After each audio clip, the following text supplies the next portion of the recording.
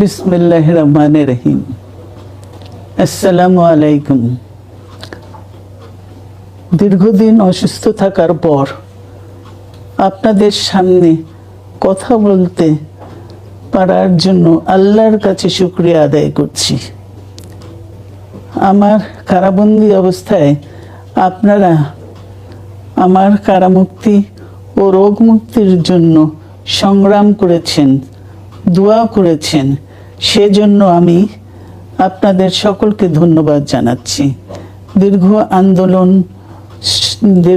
আন্দোলন সংগ্রাম ও ত্যাগের মধ্য দিয়ে আমরা ফ্যাসিবাদী অবৈধ সরকারের কাছ থেকে মুক্তি পেয়েছি।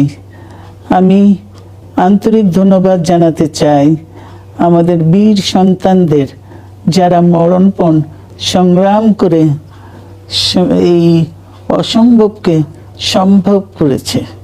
শত শত শহীদদের জানাই শ্রদ্ধা। এ বিজয় আমাদের নতুন সম্ভাবনা নিয়ে এসেছে।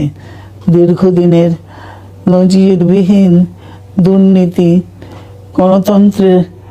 গণতন্ত্রের ধ্বংসের স্তূপের মধ্য থেকে আমাদের নির্মাণ করতে হবে এক সমৃদ্ধ বাংলাদেশ।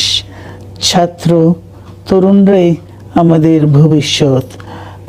তরুণরা এই যে স্বপ্ন নিয়ে বুকের রক্ত ঢেলে দিয়েছে, সেই স্বপ্ন বাস্তবায়নে করতে মেধা, যোগ্যতা, জ্ঞান ভিত্তিক গণতান্ত্রিক বাংলাদেশ গড়ে তুলতে হবে।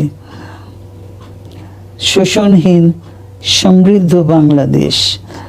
সকল ধর্মের গোত্রের অধিকার নিশ্চিত করতে হবে। শান্তি,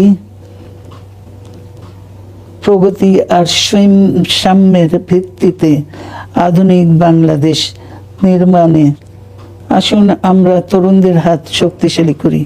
ধ্বংস নয়, প্রতিশোধ নয়, প্রতিহিংসা নয়, ভালোবাসা, শান্তি ও জ্ঞান ভিত্তিক সমাজ গড়ে তুলি। আল্লাহ হাফেজ। বাংলাদেশ জিন্দাবাদ।